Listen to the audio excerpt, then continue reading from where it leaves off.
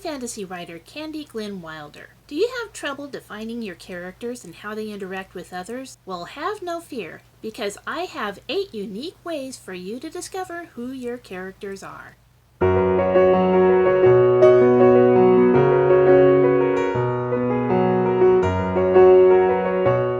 Before we get started, remember to subscribe to my channel, and if you like this video, give it a thumbs up. Give the bell a jingle too, so you'll know the moment my next video goes live. You can also subscribe to my newsletter, where you'll read about my life, my writing journey, and the progress of my debut fantasy novel, Mark of the Champion. Link is in the description. Without further ado, here are 8 out-of-the-box ways to discover who your characters are and how they behave. Number 1. It's in the cards. When I find myself stymied about a character's personality or behavior, I'll use a tarot card spread to discover what they think and how they feel. This method resulted in a major revelation that not only affected my character, but also someone he knew. This added a profound emotional element to my story. I used the Inner Self spread from the Eclectic Tarot website. Link is in the description. The conjunction of archetypes and the card's meanings often yield powerful and unexpected insights. I've done spreads for all the major characters of Mark of the Champion, and I discovered things about each one that I never would have thought of on my own. If tarot isn't your jam, you can use different cards. There are oracle cards, baseball cards, Pokemon and Yu-Gi-Oh cards. You can even use regular playing cards. Pokemon cards are especially good because of the sheer variety of Pokemon, both in appearance and behavior.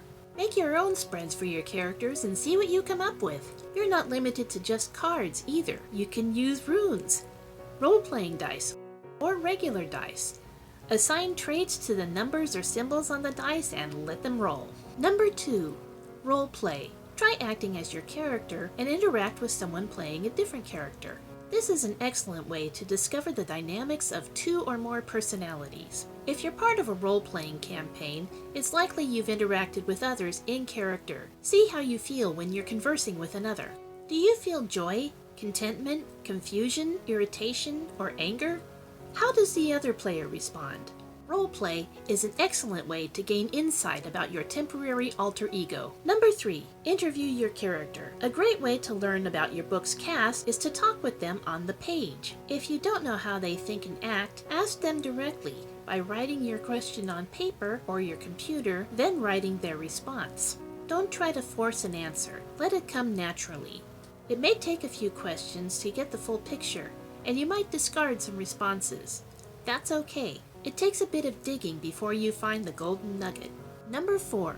Try out traits. Make a list of traits, good or bad, for your characters. Do you want your villain to be straight-laced and reserved, or flamboyant and larger than life? Do you prefer a strong, confident hero, or someone who's unsure of themselves?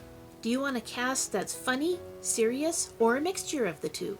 Write about how your character behaves with a certain trait, then how they behave with a different one. It might surprise you to see which traits fit which characters. Number 5. Observe others. This is obvious, but also essential. If you want a good grasp of human behavior, you have to go out into the world and observe it. If you're courageous, you can interview people about their lives and their worldview. If you'd rather keep your distance, just make note of what people are doing and how they act while doing it. This goes for kids, too. Number 6. Personality trait systems.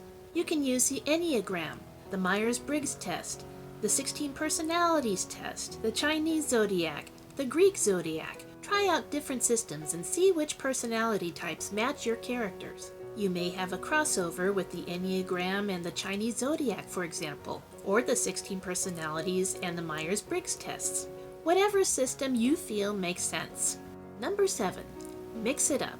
If after all your work, your characters still feel rote, then swap some traits with another character, even if it doesn't make sense. The idea is to open your mind to more and better possibilities. Number 8.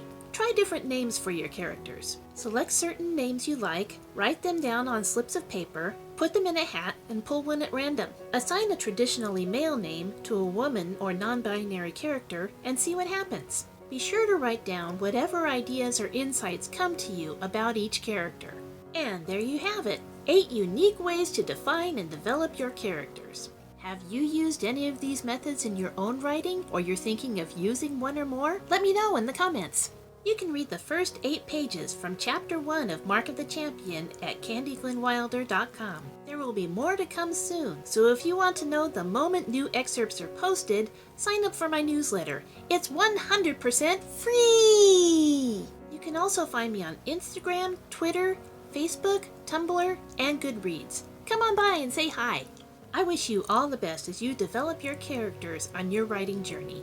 And always remember, Aunt Fishy believes in you.